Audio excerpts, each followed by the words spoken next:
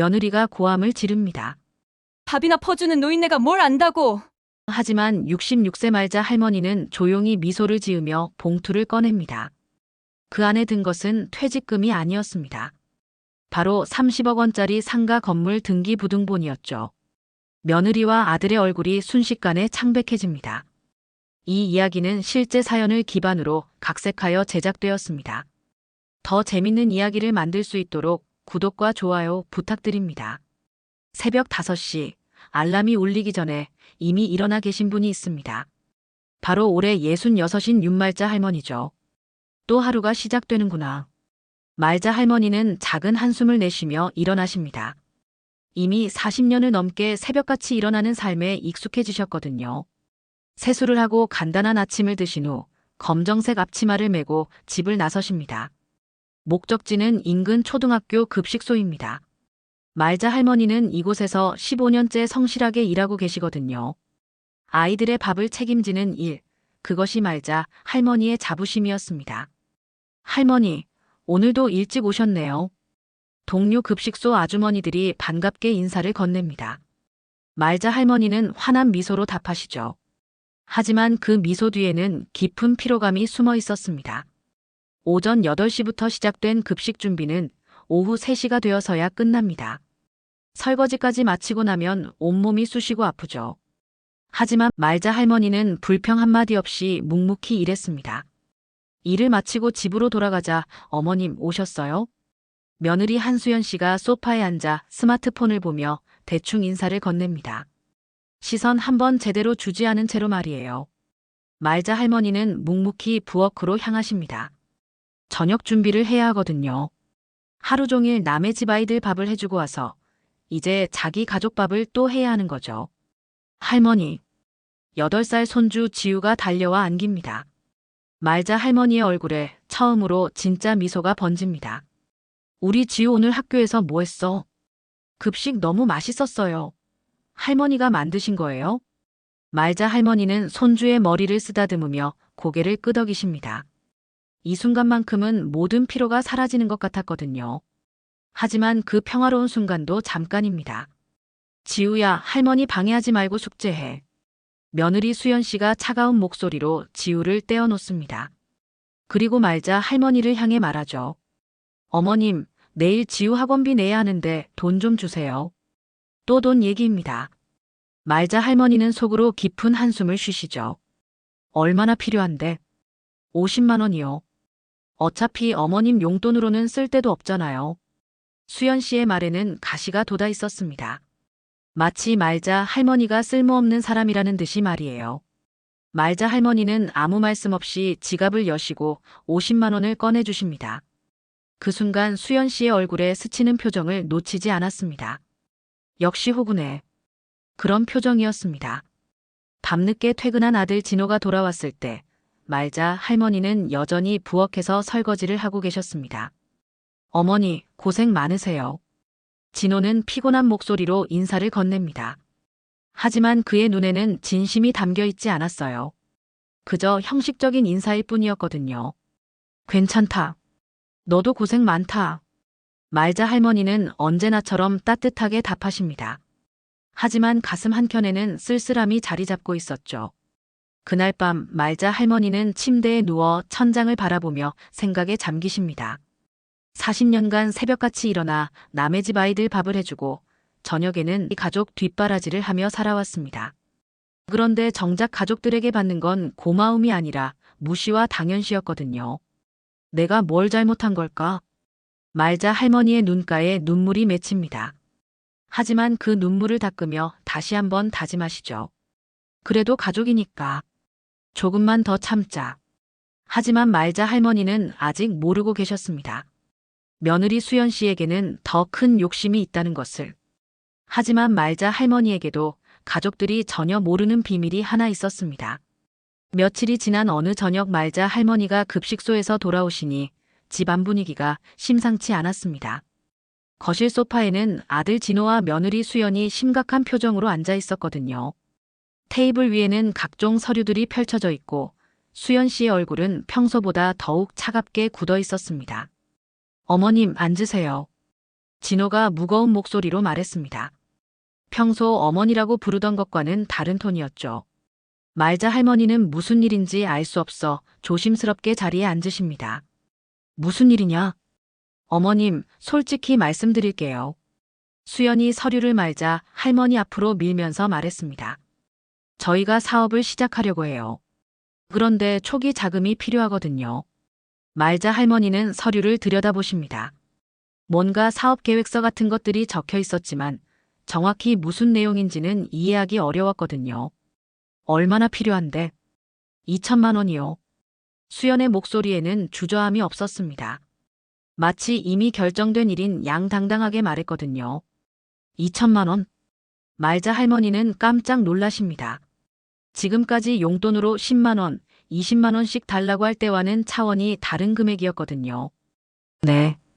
어머님 퇴직금 받으시면 되잖아요.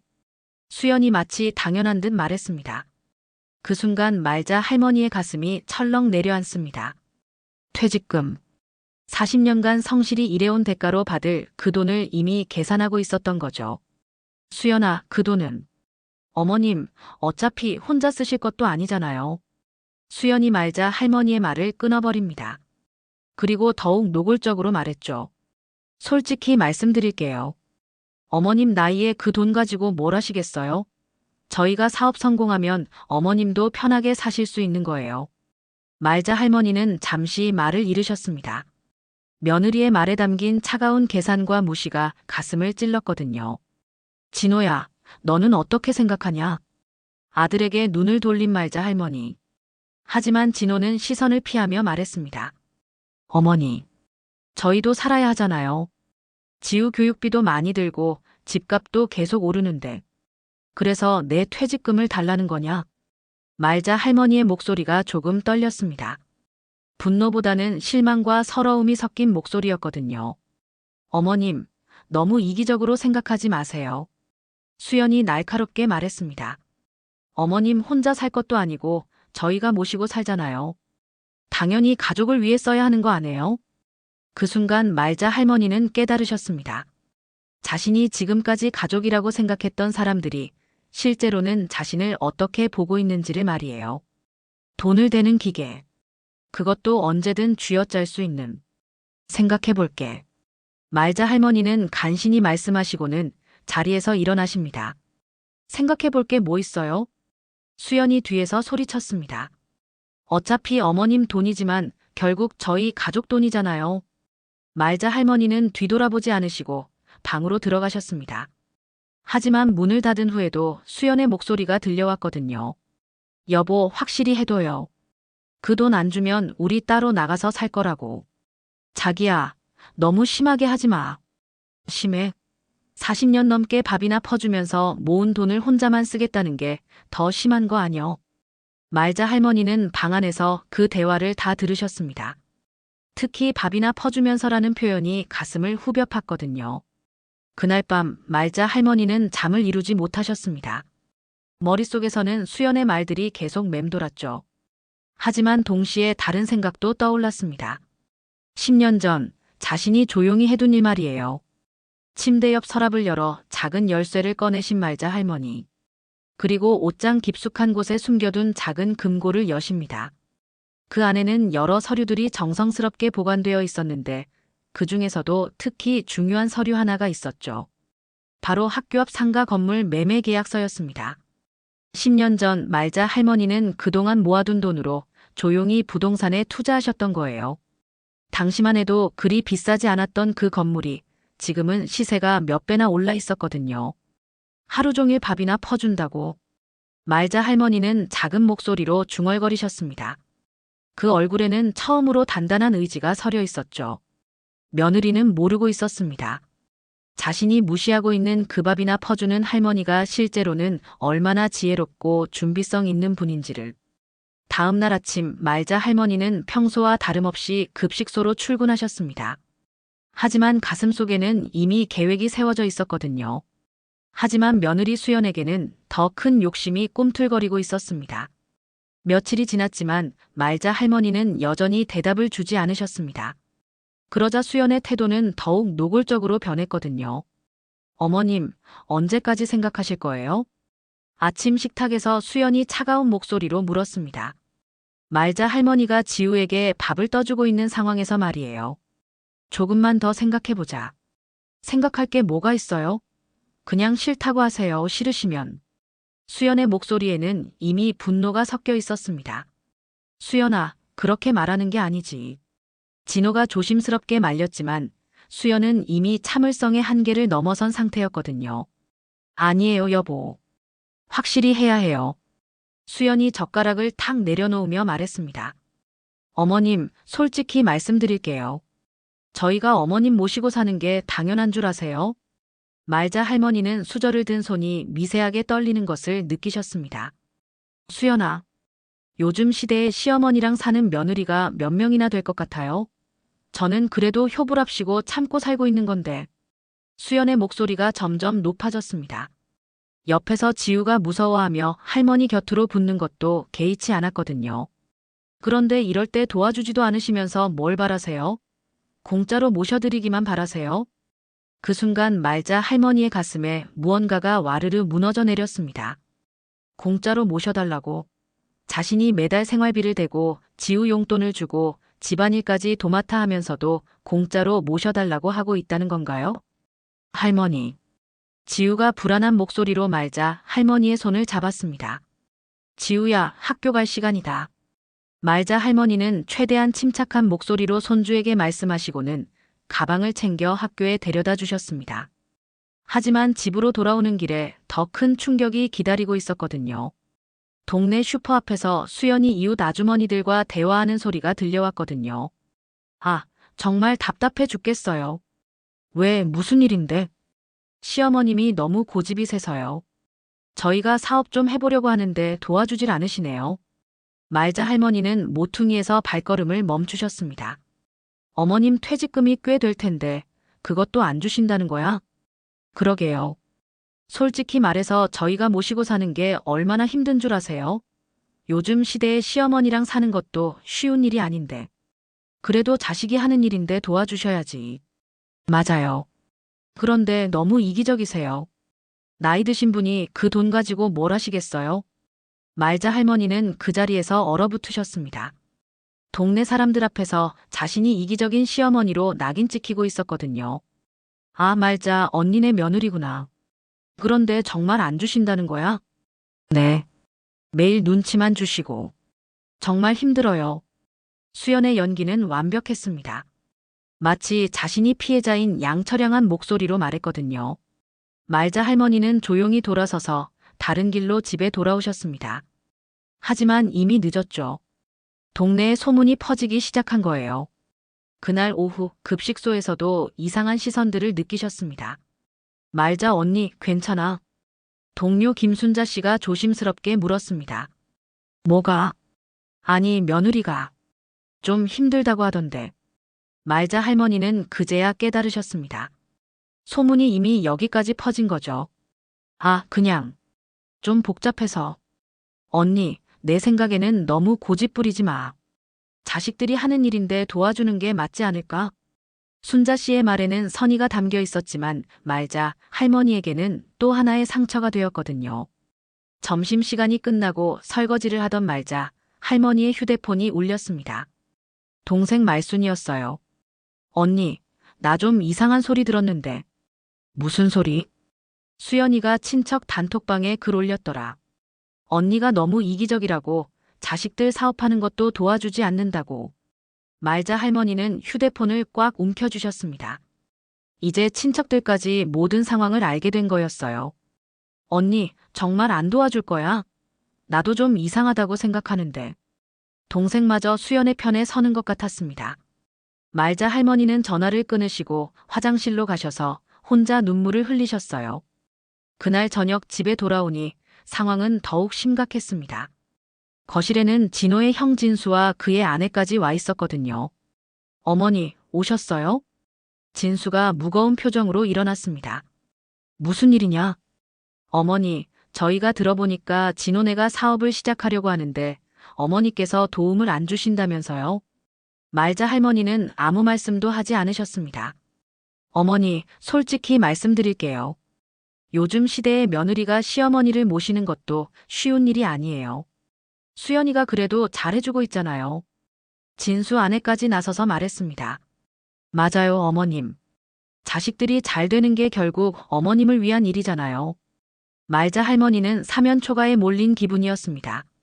모든 사람들이 자신을 이기적이고 고집스러운 노인으로 몰아가고 있었거든요. 하지만 그 순간 말자 할머니의 눈에 단단한 의지가 서렸습니다. 알겠다. 내일 은행에 가서 확인해보마. 모든 사람들의 얼굴에 안도의 표정이 스쳤습니다. 드디어 항복한다고 생각한 거죠. 하지만 말자 할머니의 머릿속에는 전혀 다른 계획이 있었습니다. 하지만 수연은 아직도 자신이 승리했다고 확신하고 있었습니다. 다음 날 아침 말자 할머니는 평소보다 일찍 급식소에 도착하셨습니다. 하지만 오늘은 조금 다른 계획이 있으셨거든요. 순자야, 오늘 오후에 좀 일찍 나가도 될까? 동료 순자 씨에게 조심스럽게 부탁하셨습니다. 응, 괜찮아. 은행 일이야? 비슷한 거지. 말자 할머니는 애매하게 답하셨습니다. 사실 가실 곳은 은행이 아니라 변호사 사무실이었거든요. 점심 급식이 끝난 후 말자 할머니는 조용히 급식소를 빠져나오셨습니다. 손에는 10년 전부터 소중히 보관해온 서류 봉투를 들고 계셨어요. 시내 한복판에 있는 법무법인 건물. 말자 할머니는 처음 들어보는 그곳에서 잠시 주저하셨습니다. 할머니, 어디 찾으세요? 안내데스크 직원이 친절하게 물었습니다. 저기, 부동산 상담 받으려고 하는데요. 아, 김철수 변호사님이시죠? 3층으로 올라가시면 됩니다. 엘리베이터를 타고 올라가는 동안 말자 할머니의 심장이 두근거렸습니다. 평생 법무법인이라는 곳에 와본 적이 없으셨거든요. 어르신, 안녕하세요. 40대 중반쯤 되어 보이는 김철수 변호사가 따뜻하게 맞아주었습니다. 편하게 앉으세요. 어떤 일로 오셨나요? 말자 할머니는 조심스럽게 봉투를 꺼내셨습니다. 이것 좀 확인해 주세요. 변호사가 서류를 펼쳐보더니 눈이 커졌습니다. 어르신, 이거 대단한 부동산이시네요. 학교 앞 상가 건물. 지금 시세로는 거의 30억은 될 것 같은데요. 30억? 말자 할머니도 놀라셨습니다.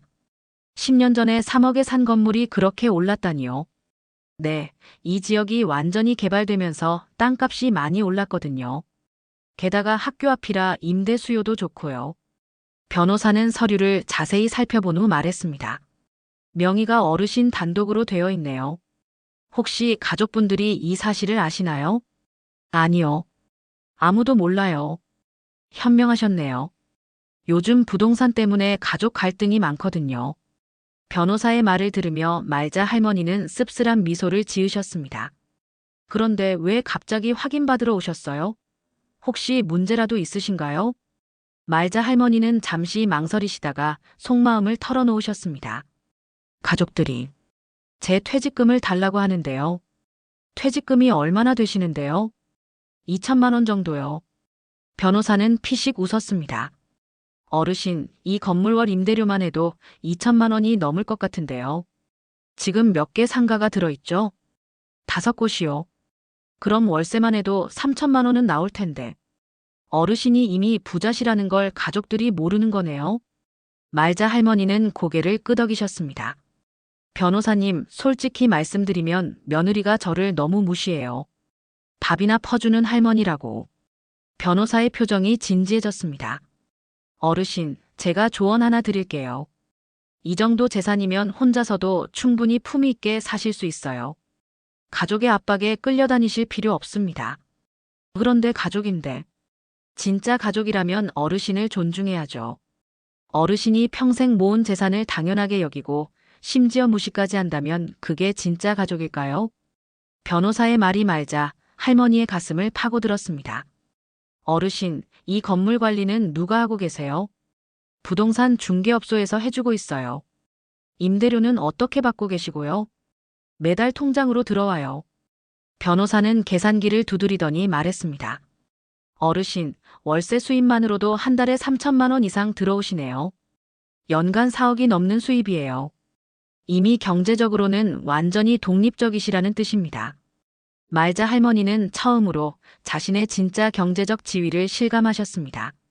그런데 왜 가족들 눈치를 보시면서 사세요? 어르신이 주인이에요, 주인. 변호사의 힘찬 말에 말자 할머니의 등이 조금씩 펴지기 시작했습니다.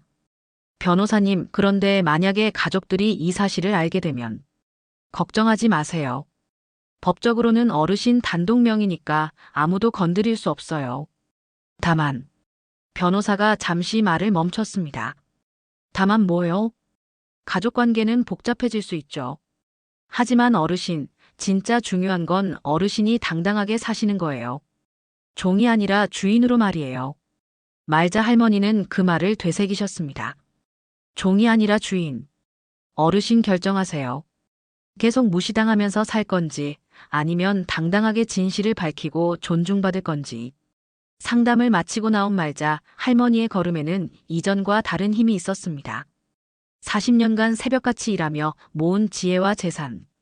그것이 자신에게 얼마나 큰 힘을 주는지 이제야 깨달으신 거죠.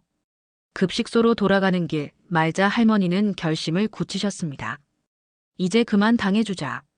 그날 저녁 집에 들어서는 말자 할머니를 수연이 기다리고 있었습니다. 어머님, 은행 다녀오셨어요? 퇴직금 언제 나와요? 말자 할머니는 조용히 미소를 지으셨습니다. 내일 가족회의 하자. 할 얘기가 있다. 하지만 수연은 이미 승리를 확신하고 있었습니다. 다음 날 저녁 말자 할머니가 약속한 가족회의 시간이 되었습니다.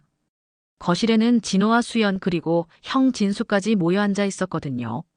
수연의 얼굴에는 승리자의 여유가 가득했습니다. 어제 말자 할머니가 할 얘기가 있다고 했을 때 드디어 항복 선언을 하겠다고 생각했거든요. 어머님, 앉으세요. 진호가 소파를 가리켰지만 말자 할머니는 서서 말씀하셨습니다. 너희들 앞에서 할 말이 있어서 불렀다. 네, 어머님. 저희도 기다리고 있었어요. 수연이 달콤한 목소리로 말했습니다. 이미 승부는 끝났다고 생각하고 있었거든요. 수연아, 너 나한테 뭐라고 했었지? 말자 할머니의 갑작스러운 질문에 수연이 당황했습니다. 네. 뭘 말씀하시는 거예요? 밥이나 퍼주는 할머니라고 했잖아. 순간 거실이 조용해졌습니다. 수연의 얼굴이 약간 굳었거든요. 어머님, 그건. 그리고 공짜로 모셔달라고 바란다고도 했고. 말자 할머니의 목소리는 차분했지만 그 안에는 단단한 힘이 담겨 있었습니다. 어머님, 그때는 제가 좀 감정이 올라서. 감정이 올라서? 말자 할머니는 피식 웃으셨습니다. 동네 사람들한테도 같은 얘기했지. 나이든 시어머니가 이기적이라고. 수연의 얼굴이 창백해지기 시작했습니다. 말자 할머니가 그 모든 것을 알고 있었다는 거죠. 친척 단톡방에도 올렸고 급식소 사람들한테도 소문냈지. 어머님, 저는. 조용히 해. 말자 할머니의 단호한 목소리에 수연이 입을 다물었습니다. 40년 넘게 새벽같이 일어나서 남의 집 아이들 밥 해주고 저녁에는 너희 뒷바라지 하면서 살았다. 그런데 밥이나 퍼주는 할머니. 말자 할머니의 목소리가 점점 높아졌습니다. 그래, 내가 밥이나 퍼주는 할머니 맞다. 그런데 너는 뭐하는 며느리냐? 어머님. 진호가 말리려 했지만 말자 할머니는 계속하셨습니다. 하루 종일 집에서 스마트폰만 만지작거리고 내가 번 돈으로 쇼핑하고 내가 해준 밥 먹으면서 뭘 했냐? 수연의 얼굴이 점점 빨갛게 달아올랐습니다. 그래서 오늘 결정했다. 말자 할머니는 가방에서 봉투를 꺼내셨습니다. 가족들의 눈이 일제히 그 봉투로 향했거든요. 드디어 수연이 속으로 환호했습니다. 퇴직금이 들어있을 거라고 확신했거든요. 이게 뭔지 알아? 말자 할머니가 봉투를 흔들어 보이셨습니다. 퇴직금. 아니에요? 진호가 조심스럽게 물었습니다. 퇴직금은 이미 없어. 네. 모든 사람이 동시에 소리쳤습니다. 10년 전에 이미 다른 곳에 투자했으니까. 말자 할머니는 천천히 봉투를 열어서 서류를 꺼내셨습니다. 이게 뭔지 봐라. 서류를 받아든 진호의 눈이 점점 커졌습니다. 이게 부동산 등기부등본. 학교 앞 상가 건물 말이지. 어머니, 이게 어머니 거예요? 당연하지. 내 돈으로 내 이름으로 산 거니까. 수연이 서류를 빼앗아 보더니 얼굴이 하얗게 질렸습니다. 이 건물이 어머님 거라고요? 그래. 매달 임대료로 3천만 원씩 들어온다. 3천만 원? 진수가 믿을 수 없다는 표정으로 물었습니다. 변호사한테 확인받았더니 시세가 30억 정도 된단다. 거실에 정적이 흘렀습니다. 모든 사람이 충격에 빠진 거죠. 그런데 너희는 밥이나 퍼주는 할머니한테서 2천만 원 받아내려고 했구나. 말자 할머니의 목소리에는 차가운 분노가 담겨 있었습니다. 어머님, 저희가 몰랐어요. 몰랐다고? 말자 할머니는 핸드폰을 꺼내셨습니다. 그럼 이것도 몰랐겠네. 핸드폰에서 녹음 파일이 재생되기 시작했습니다.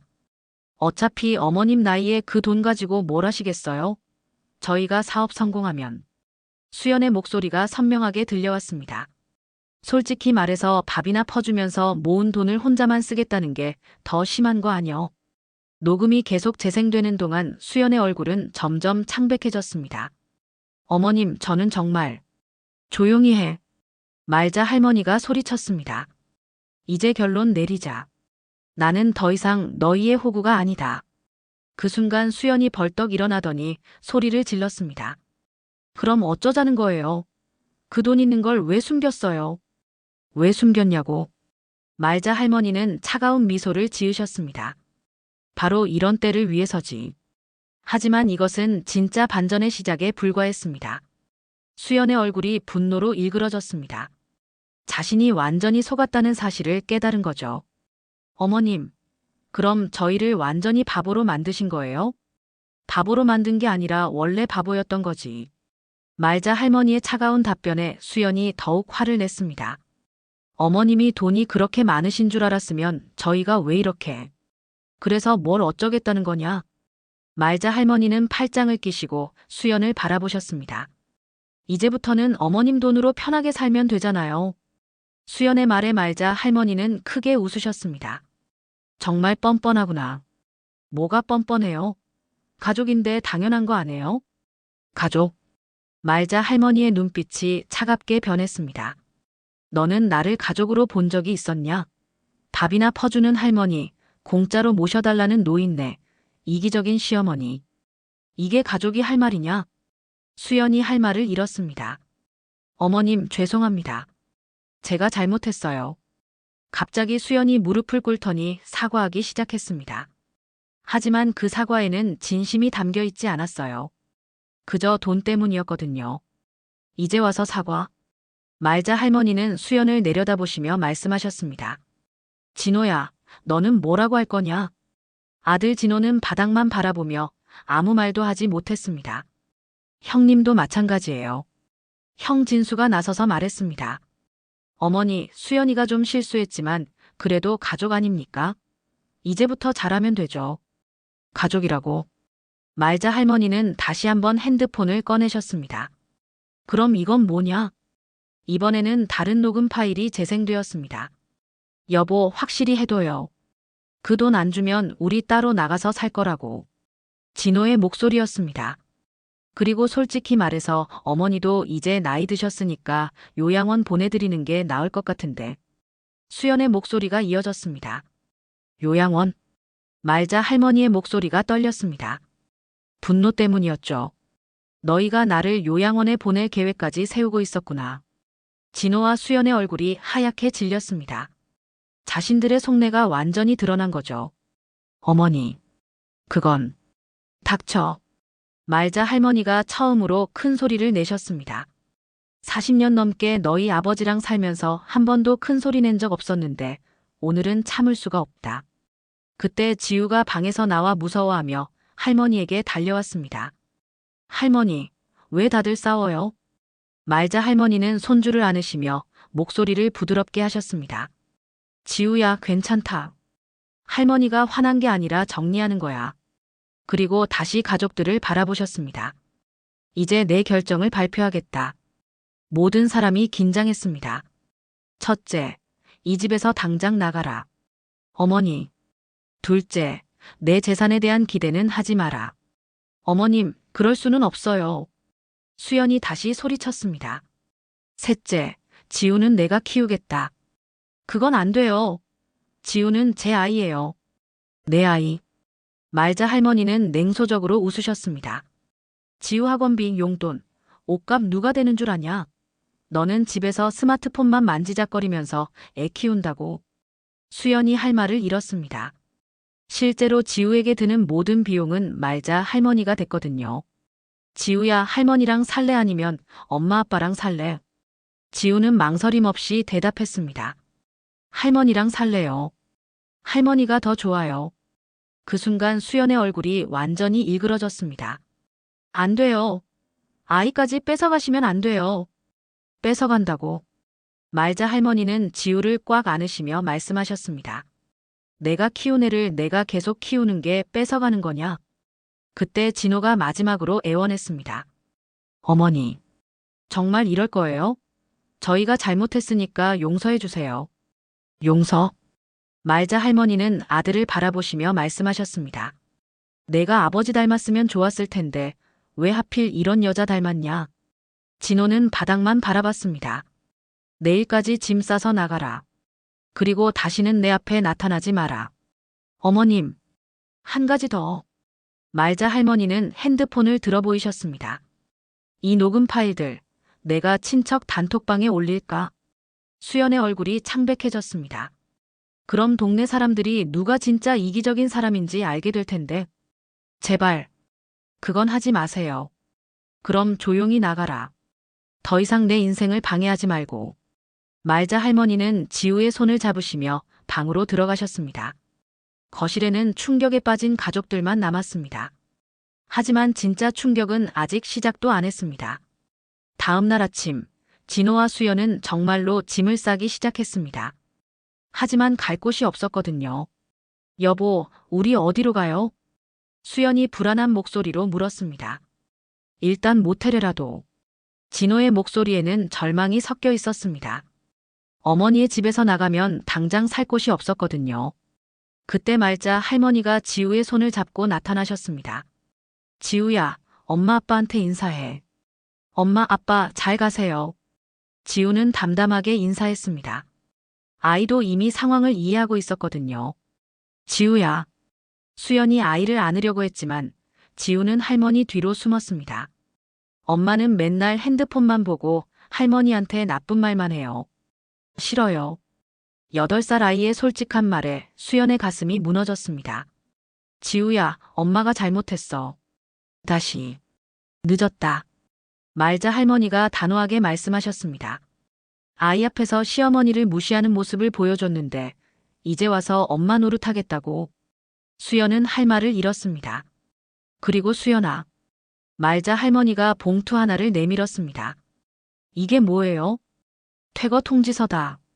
수연이 서류를 펼쳐보더니 얼굴이 하얗게 질렸습니다. 이 집도 어머님 거였어요? 당연하지. 내 돈으로 내 이름으로 산 집인데. 사실 이 집도 말자 할머니가 15년 전에 구입한 것이었습니다. 그때까지도 가족들은 전혀 몰랐던 거죠. 법적으로 한 달 안에 나가라는 내용이다. 하지만 나는 인정이 있으니까 오늘까지만 기다려주마. 어머님, 제발. 진호가 마지막으로 애원했지만 말자 할머니의 마음은 이미 굳어져 있었습니다. 시간 없다. 빨리 나가라. 오후 2시, 진호와 수연은 결국 캐리어 2개와 함께 집을 나섰습니다. 뒤돌아보니 지우가 창문에서 손을 흔들고 있었어요. 하지만 그들의 진짜 시련은 이제부터였습니다. 그날 저녁 말자 할머니는 약속대로 친척 단톡방에 녹음 파일을 올렸습니다. 여러분, 그동안 저에 대해 오해가 있었던 것 같아서 진실을 알려드립니다. 녹음 파일과 함께 상가 건물 등기부등본 사진도 함께 올렸거든요. 단톡방이 난리가 났습니다. 이게 정말이야? 수연이가 이런 말을 했다고. 말자 언니가 건물주였어. 매달 3천만 원씩 임대료를 받는다고. 동생 말순이 가장 먼저 전화를 걸어왔습니다. 언니 미안해. 내가 수연이 말만 믿고 언니를 오해했네. 괜찮다. 이제 진실이 밝혀졌으니까. 그런데 언니, 정말 그 집에서 쫓아냈어? 응. 더 이상 참을 수 없었거든. 친척들의 반응은 완전히 바뀌었습니다. 어제까지만 해도 말자 할머니를 이기적이라고 했던 사람들이 이제는 수연을 비난하기 시작한 거죠. 다음 날 아침 급식소에서도 분위기가 달랐습니다. 말자 언니, 어제 소문 들었어. 동료 순자 씨가 조심스럽게 말했습니다. 무슨 소문? 며느리가 언니를 너무 심하게 했다면서. 그런데 언니가 실은 건물주라고. 말자 할머니는 조용히 고개를 끄덕이셨습니다. 언니, 왜 그동안 말 안 했어? 우리가 얼마나 걱정했는데. 말할 필요가 없었으니까. 그런데 정말 쫓아냈어? 응. 더 이상 무시당하면서 살 수는 없더라고. 급식소 아주머니들은 모두 말자 할머니를 응원했습니다. 잘했어, 언니. 그럼 며느리랑 살면 안 되지. 맞아. 돈만 노린 거 아니야? 한편 진호와 수연은 고시원에서 힘든 시간을 보내고 있었습니다. 여보, 어떻게 하죠?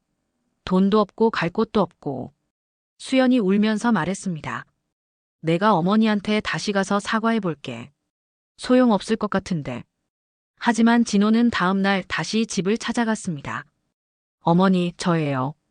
인터폰 너머로 아들의 목소리가 들렸지만 말자 할머니는 문을 열어주지 않으셨습니다. 어머니, 제발 문 좀 열어주세요. 정말 잘못했어요. 지우야, 아빠 목소리가 들리지? 네, 할머니. 뭐라고 하고 싶어? 지우는 잠시 생각하더니 인터폰에 대고 말했습니다. 아빠, 할머니한테 사과하세요. 그리고 엄마도 할머니한테 나쁜 말 하지 말라고 하세요. 문 밖에 진호는 아무 대답도 할 수 없었습니다. 8살 아이에게도 자신들의 잘못이 다 보였던 거죠.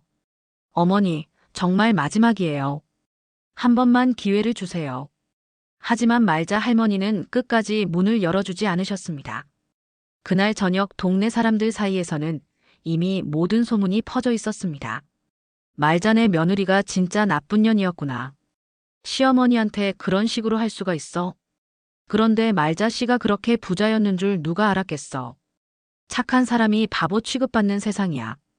수연과 진호는 동네에서 완전히 매장당했습니다. 하지만 말자 할머니에게는 새로운 계획이 있었습니다. 석 달이 지났습니다. 말자 할머니는 더 이상 급식소에서 일하지 않으셨습니다. 대신 새로운 일을 시작하셨거든요. 할머니, 오늘도 아이들 많이 와요? 지우가 신나는 목소리로 물었습니다. 그럼 벌써 30명이 넘게 등록했어. 말자 할머니가 활짝 웃으시며 대답하셨습니다. 바로 상가 건물 1층에 사랑나눔 아동급식센터를 열었던 거예요. 경제적으로 어려운 가정의 아이들에게 무료로 밥을 제공하는 곳이었죠. 할머니, 저도 도와줄까요? 지우는 숙제나 잘해. 할머니가 다 할게. 매일 오후 4시부터 6시까지 말자 할머니는 아이들에게 정성스럽게 밥을 해주셨습니다. 마치 급식소에서 일할 때처럼 말이에요. 하지만 이번에는 달랐습니다. 무시당하며 일하는 게 아니라 존경받으며 봉사하는 거였거든요. 할머니, 오늘 밥 정말 맛있어요. 할머니 덕분에 우리가 이렇게 잘 먹을 수 있어요. 아이들의 밝은 얼굴을 보시며 말자 할머니는 진짜 행복을 느끼셨습니다. 한 달 후 지역신문에서 말자 할머니를 찾아왔습니다. 할머니, 인터뷰 좀 해주세요. 어떻게 이런 좋은 일을 시작하게 되셨어요? 특별한 건 아니고요. 평생 아이들 밥 해주는 일을 했으니까 계속하고 싶었어요. 하지만 무료로 하시잖아요. 경제적 부담은 없으세요? 임대료 수입이 있어서 괜찮아요. 그보다 아이들이 맛있게 먹는 모습이 더 소중해요. 기사가 나간 후 말자 할머니는 동네의 영웅이 되셨습니다. 말자 씨 정말 대단해. 그런 며느리 만나서도 마음이 삐뚤어지지 않고 오히려 더 좋은 일을 하시네. 역시 착한 사람한테 복이 온다니까. 동네 사람들의 시선이 완전히 바뀌었습니다. 이제는 존경과 감탄의 눈빛이었거든요. 그런데 어느 날 예상치 못한 손님이 찾아왔습니다. 어머님, 진호와 수연이 급식센터 앞에서 서성이고 있었습니다. 석 달 만에 보는 모습이 너무 초라했어요. 뭐하러 왔냐? 말자 할머니는 차가운 목소리로 물으셨습니다. 어머님, 저희가 정말 잘못했어요. 용서해 주세요. 수연이 눈물을 흘리며 무릎을 꿇었습니다. 하지만 그 눈물이 진짜인지 가짜인지는 알 수 없었어요. 지우는 어떻게 지내요? 보고 싶어서. 지우는 잘 지내고 있다. 너희가 걱정할 일 아니야. 어머님, 정말 마지막이에요. 저희에게 기회를 한 번만. 기회? 말자 할머니는 피식 웃으셨습니다. 너희한테 기회를 줘야 할 이유가 있냐? 저희가 가족이잖아요. 가족은 서로 존중하는 거다. 너희는 나를 존중한 적이 있었냐? 진호와 수연은 아무 대답도 할 수 없었습니다. 그때 지우가 학교에서 돌아왔습니다. 할머니. 지우는 말자 할머니에게 달려가더니 부모를 보고는 잠시 멈췄습니다. 엄마, 아빠. 지우야. 수연이 아이를 안으려고 했지만 지우는 한 발 물러섰습니다. 지우야, 엄마가 너무 보고 싶었어. 저도 처음에는 보고 싶었어요. 그런데 이제는 괜찮아요. 지우의 솔직한 말에 수연의 가슴이 무너졌습니다. 할머니가 더 좋아해 주시고 맛있는 밥도 해주시고 숙제도 같이 봐주세요. 그리고 아이들이랑 같이 밥 먹는 것도 재미있어요.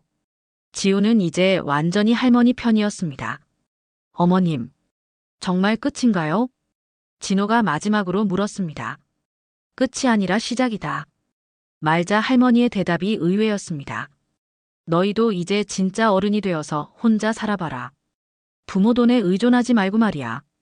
어머님, 그리고 언젠가 너희가 정말로 변했다고 생각되면 그때 다시 생각해보마. 말자 할머니는 지우의 손을 잡고 집으로 들어가셨습니다. 그날 저녁 지우가 물었습니다. 할머니, 엄마 아빠 용서해 주실 거예요? 지우는 어떻게 생각해? 진짜로 잘못했다고 생각하면 용서해줘도 될 것 같아요. 그런데 아직은 아닌 것 같아요. 말자 할머니는 손주의 지혜로운 말에 감탄하셨습니다. 그래, 우리 지우 말이 맞아. 진심으로 뉘우치면 그때 생각해보자.